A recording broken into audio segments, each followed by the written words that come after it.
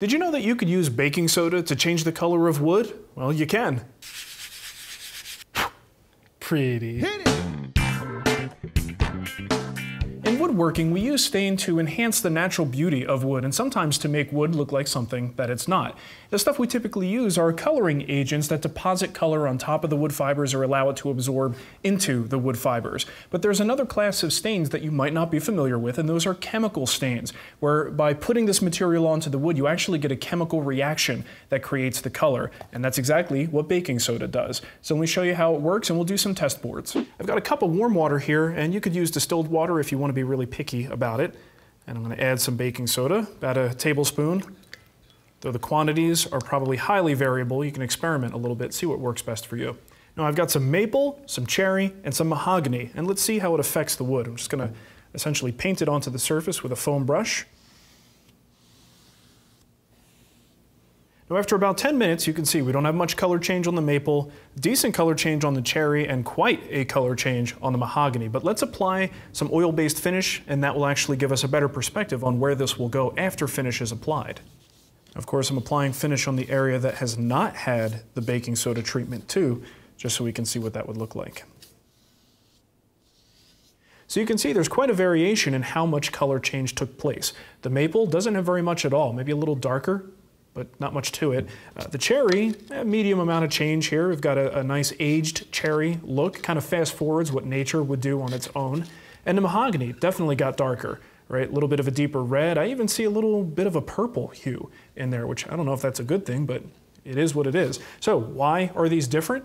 Because the reaction taking place here is between the baking soda and molecules in the wood known as tannins, and some woods have more tannins than others. So maple is very light on tannins.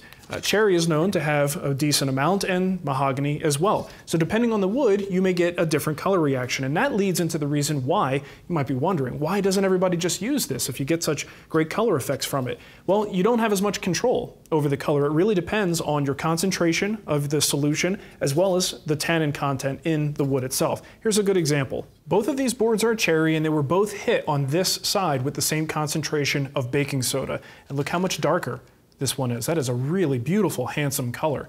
Now, if I were expecting this result all across a project that maybe used wood from both of these boards, I might be incredibly disappointed to find out that things don't match up as well as they should. And you can see just with a clear coat, the woods in their raw state are actually pretty close, right? So control and consistency is always going to be an issue with chemical stains. But if you buy all of your material at the same time and from the same lot, you do stack the cards in your favor that you should have at least somewhat consistent results from one board to the next. Hopefully. So with all that natural variability, why would anybody want to use a chemical stain in the first place? Well, for me, there are two reasons that make it worth it. Number one is that the color is pretty much permanent. A lot of dyes and pigments over time will start to fade, and they just won't look good a couple of years from now. And the more light exposure they get, the more fading you'll start to see. And this kind of just looks the same forever.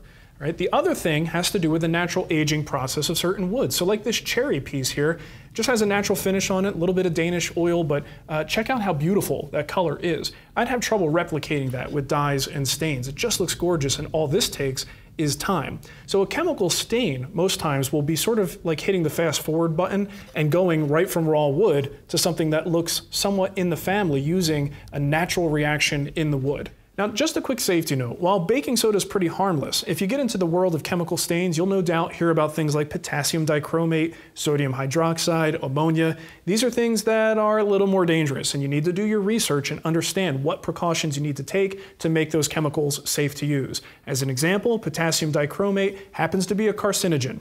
I've got enough of those in my life. I think I'd rather use dye before I use something like that. So educate yourself and make sure you know how to use these chemicals safely.